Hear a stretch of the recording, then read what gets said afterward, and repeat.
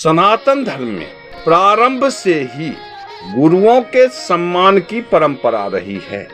हमारे धर्म ग्रंथों में ऐसे अनेक गुरुओं का वर्णन मिलता है जिन्होंने गुरु शिष्य परंपरा को नई ऊंचाई प्रदान की है। गुरु का अर्थ होता है अहंकार से प्रकाश की ओर ले जाने वाला, यानी गुरु ही शिष्य को जीवन में सफलता के लिए उचित मार्गदर्शन कराता है। आज हम आपको धर्म ग्रंथों में बताए गए महान गुरुओं के बारे में बता रहा हूं। भगवान शिव पहला गुरु आदि और अनंत हैं, अर्थात ना तो कोई उनकी उत्पत्ति के बारे में जानता है और ना कोई अंत के बारे में, यानी शिव ही परम पिता परमेश्वर है।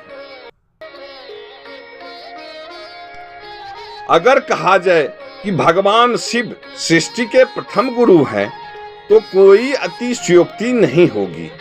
भगवान विष्णु के अवतार परशुराम को अस्त्र शिक्षा भगवान शिव ने ही दी थी। शिव के द्वारा दिए गए परशु से ही परशुराम ने अनेक बार धरती को क्षत्रिय विहीन कर दिया था। ब्रह्मवैवर्त पुराण के अनुसार नागों की बहन जरत्कारु मनसा के गुरु भी भगवान शिव ही थे। शुक्राचार्य को भी भगवान शिव ने मृत संजीवनी विद्या प्रदान किया था। शिव ने दोनों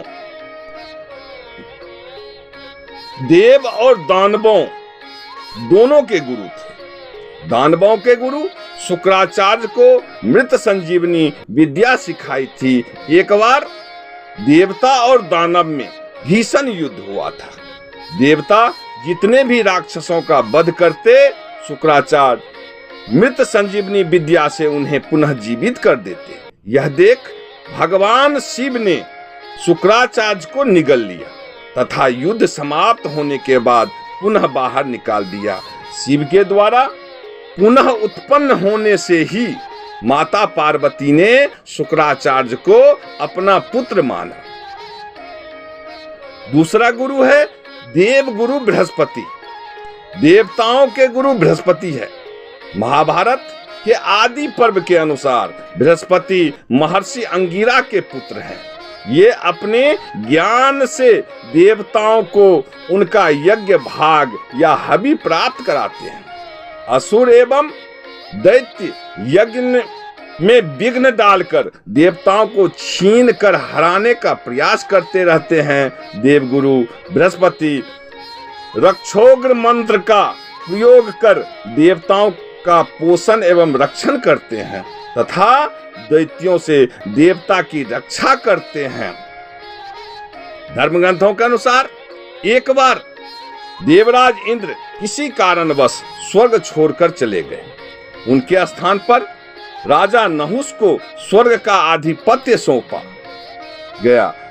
स्वर्ग का आधिपति बनते ही नहुस के मन में पाप आ गया और उसने इंद्र की पत्नी शची पर ही अधिकार करना चाहा। यह बात शची ने देवगुरु बृहस्पति को बताई। देवगुरु बृहस्पति ने शची से कहा कि तुम नहुस से कहना कि यदि वह सप्त ऋषियों द्वारा उठाई गई पालकी में बैठकर आएगा तभी तुम उससे अपना स्वामी मानोगे। शची ने यह बात नहुस से कह दी। नहुस ने ऐसा ही किया।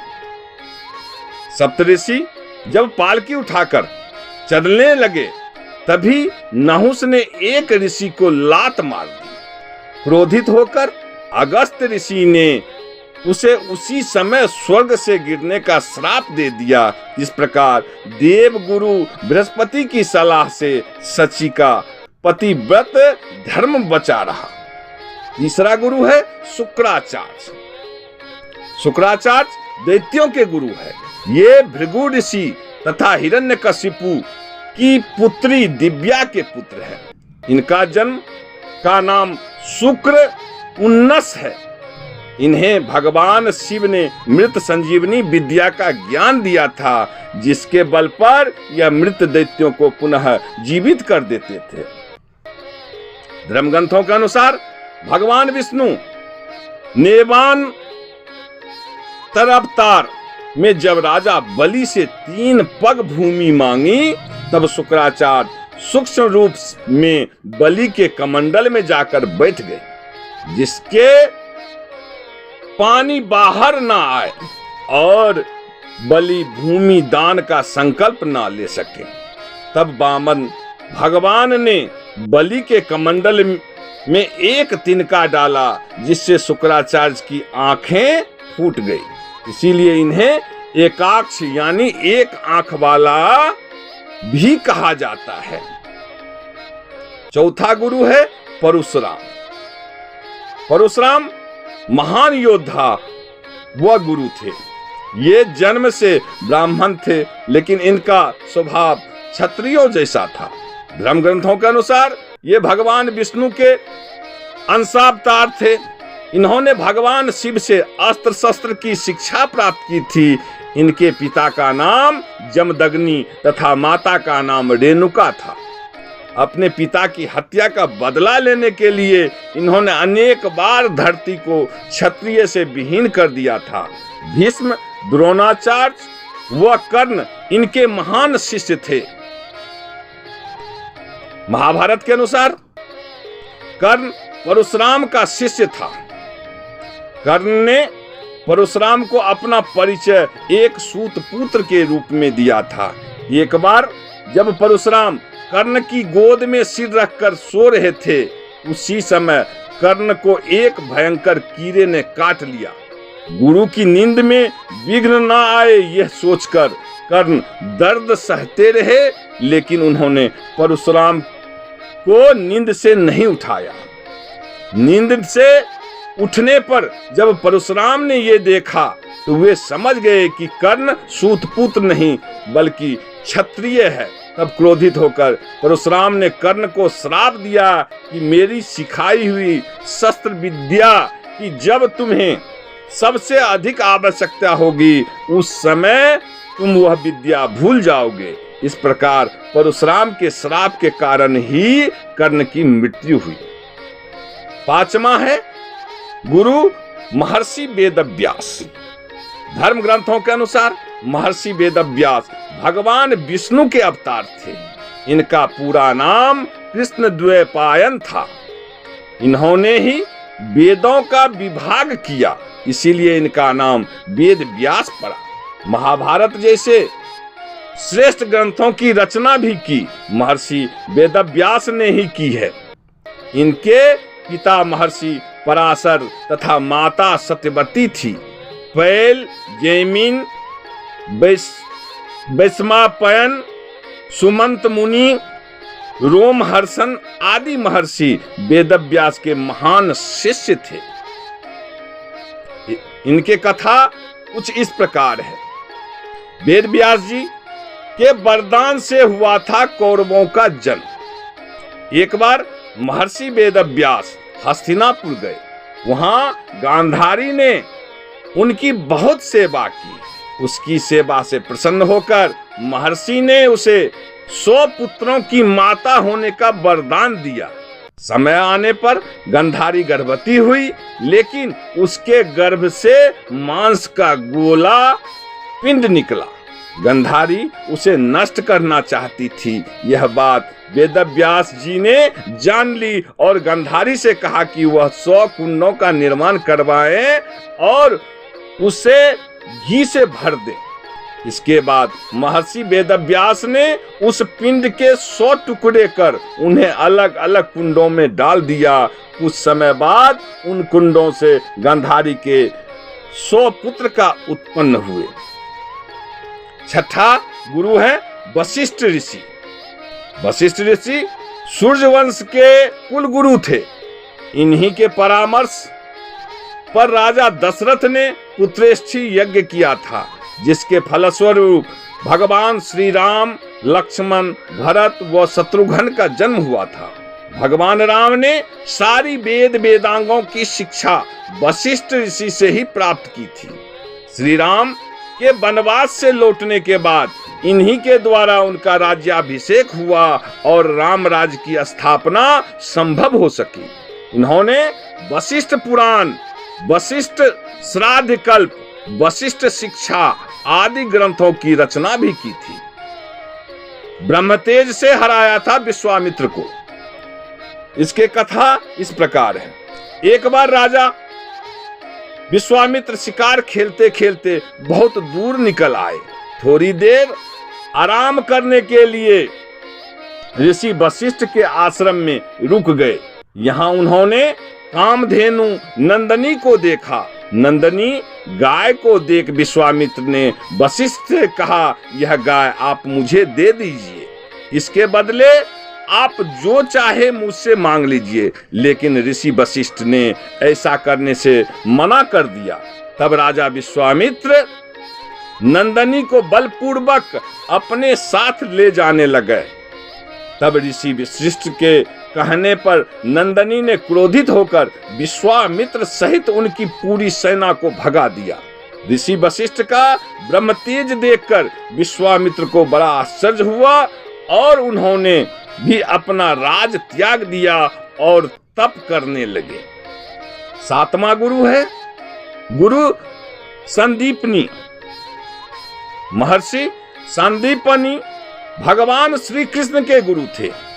श्री कृष्ण व बलराम इनसे शिक्षा प्राप्त करने मथुरा से उज्जैनी, वर्तमान में यह उज्जैन आए थे। महर्षि संदीपनी ने ही भगवान श्री कृष्ण को 64 कला की शिक्षा दी थी।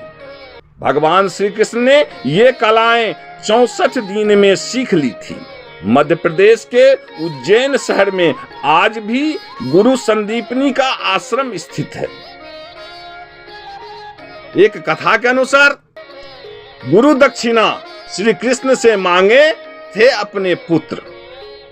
मथुरा में कंस वध के बाद भगवान श्री कृष्ण को वसुदेव और देवकी ने शिक्षा ग्रहण करने के लिए अवंतिका नगरी, वर्तमान में मध्य प्रदेश के उज्जैन में गुरु संदीपनी के पास भेजा।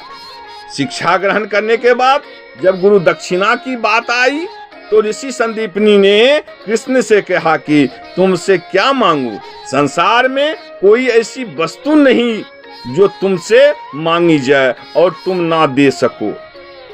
भगवान श्री कृष्ण ने कहा कि आप मुझसे कुछ भी मांग लीजिए, मैं लाकर अवश्य ही दूंगा, तभी गुरु दक्षिणा पूरी हो पाएगी। ऋषि संदीपनी ने कहा कि शंखासुर नाम का एक दैत्य मेरे पुत्र को उठाकर ले गया है, उसे लौटा लाओ। कृष्ण ने गुरु पुत्र को लौटा लाने का वचन दे दिया और बलराम के साथ उसे खोजने निकल पड़े। खोजते खोजते सागर किनारे तक आ गए। समुद्र से पूछने पर उसने भगवान को बताया कि पंचज जाति का दैत्य शंख के रूप में समुद्र में छिपा है। हो सकता है कि उसी ने आपके गुरु पुत्र को खाया हो। भगवान ने समुद्र में जाकर शंखासुर को मारकर उसके पेट में अपने गुरु पुत्र को खोजा, लेकिन वो नहीं मिला।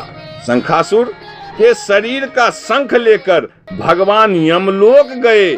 भगवान ने यमराज से अपने गुरु पुत्र को वापस ले लिया और गुरु संदीपनी को उनके पुत्र लौटाकर गुरु दक्षिणा पूरी की। 8वें गुरु हैं ब्रह्मर्षि विश्वामित्र। धर्म ग्रंथों के अनुसार विश्वामित्र जन्म से क्षत्रिय थे, लेकिन इनकी घोर तपस्या से प्रसन्न भगवान ब्रह्मा ने इन्हें ब्रह्मर्षि का पद प्रदान किया था। अपने यज्ञ को पूर्ण करने के लिए ऋषि विश्वामित्र श्री राम व लक्ष्मण को अपने साथ वन में ले गए थे, जहां उन्होंने श्री राम को अनेक दिव्यास्त्र प्रदान किए थे। रामचरितमानस के अनुसार भगवान श्री राम को सीता स्वयंवर में ऋषि विश्वामित्र ही लेकर गए थे। एक कथा के अनुसार विश्वामित्र के पिता का नाम राजा गाधी था। राजा गाधी की पुत्री सत्यवती का विवाह महर्षि भृगु के पुत्र ऋचिक से हुआ था।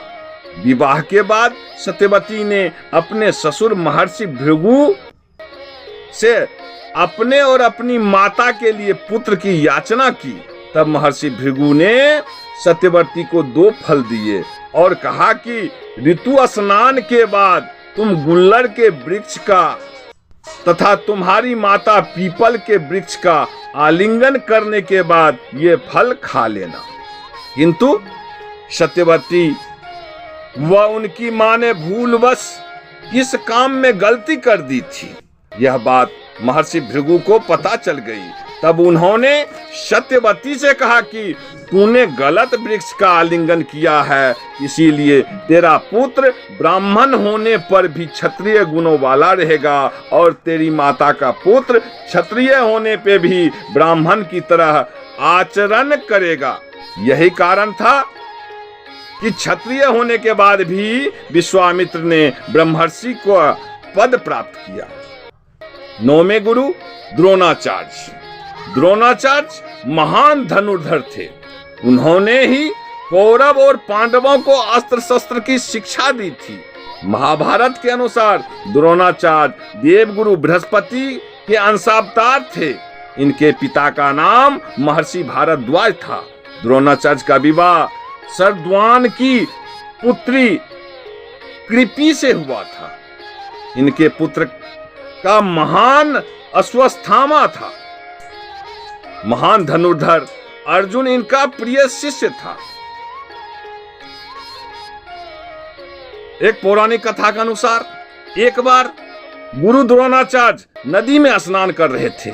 उसी समय उन्हें एक मगरमच्छ ने पकड़ लिया। वे सहायता के लिए अपने शिष्य को पुकारने लगे। वहां दुर्योधन, युधिष्ठिर, भीम, दुशासन आदि बहुत से शिष्य खड़े थे, लेकिन गुरु को विपत्ति में देख वे भी बहुत डर गए। तब अर्जुन ने अपने तीखे बाणों से उस मगरमच्छ का अंत कर दिया। अर्जुन की वीरता देखकर द्रोणाचार्य ने उसे सर्वश्रेष्ठ धनुर्धर का वरदान दिया।